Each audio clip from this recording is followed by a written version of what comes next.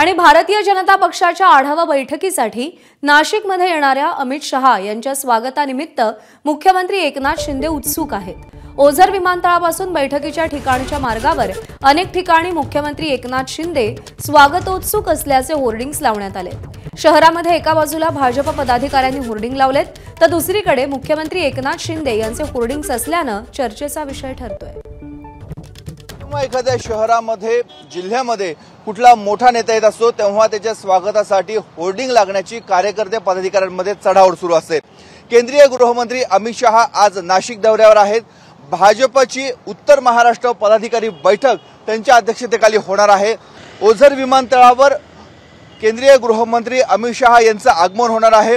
तिथून ज्या रस्ता मार्गाने ते नाशिकच्या भारतीय जनता पक्षाच्या बैठकीच्या ठिकाणी येणार आहे त्या मार्गावर अशा पद्धतीचे मुख्यमंत्र्यांचे होर्डिंग लागलेले आहेत आणि या होर्डिंगचं वैशिष्ट्य म्हणजे दोन प्रकारचे हे होर्डिंग आहेत।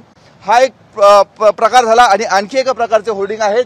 त्यामध्ये वरच्या बाजूला पंतप्रधान नरेंद्र मोदी, JP नड्डा यांचे फोटो आहेत तर दुसऱ्या बाजूला बाळासाहेब ठाकरे आणि आनंद दिघे यांचे फोटो आहेत आणि खालच्या बाजूला जर आपण बघितलं तर दोन्ही उपमुख्यमंत्री आणि मुख्यमंत्री या तिघांचेच फोटो आहे आणि एक मोठी छबी अमित शहा यांची आहे।